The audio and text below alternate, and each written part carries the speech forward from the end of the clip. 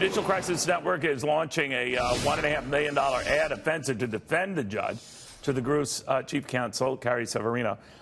Carrie, what will this ad be about, or this campaign? Yeah, the ad features a woman who's known Kavanaugh for 35 years, so dating back to the time of these allegations. And she says, I'm not someone who's really political. I didn't want to do ads per se, but I felt like I saw someone I knew, and I had was able to speak to his real personal qualifications. This is someone who is even-handed, is fair, is thoughtful, is respectful. And she said, this is the kind of person we want on the Supreme Court.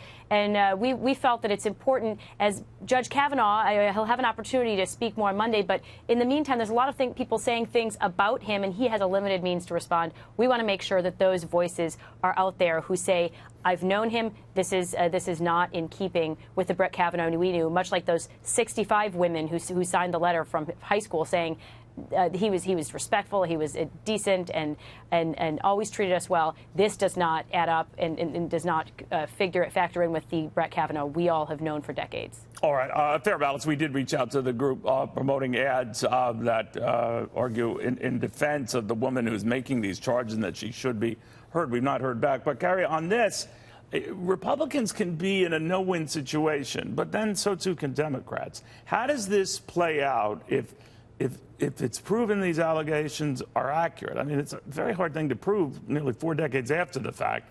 But then what? You've heard from a number of the Republican senators, including Susan Collins yesterday, Jeff Flake, others, that if it's true, it's a non-qualifier. What do you think? Look, the allegations themselves are vague enough, and I think subject to enough of her trying to figure out what it is that was her perception, what was the fact in there, even that it can cover a range of conduct from simply being boorishness to actual attempted rape. It's very hard to know without those hearings, and now it's concerning that she may not even show up at the hearings. It's frustrating because I can see where she wouldn't want. Carrie, she doesn't even show up. What do they do? I mean, there have been a number of Democrats who said it's got to be a thorough FBI investigation. Then Chuck Grassley says the investigation's over. They've already done it. Democrats come back and say you can't wrap up an investigation that quickly, so he's lying. I'm just going back and forth on this, where it is distinctly possible, right? I mean, this gets, delayed on that basis alone.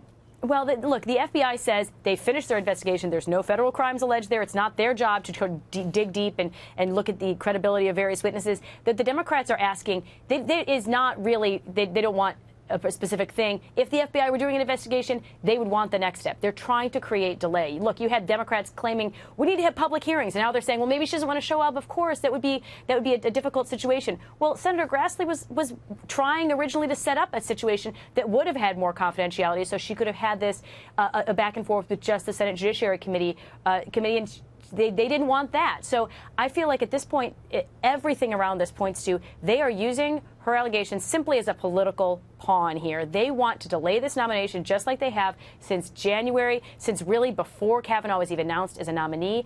And yes, we should respect her and give her the opportunity to be heard if she wants to do so. However, this cannot be allowed to be transformed into just a blank check for indefinite delay of the process. And it's not really fair to her, but it's particularly not fair to Judge Kavanaugh, who's been accused and his reputation is being besmirched. Someone who has spent 25 years in public service, has already undergone 6 FBI background checks. They didn't find any, so they certainly didn't find this allegation because she hadn't said it to anyone for 30 years, but nothing similar. This is totally out of character for the person that we know, and his reputation is really being dragged through the mud here.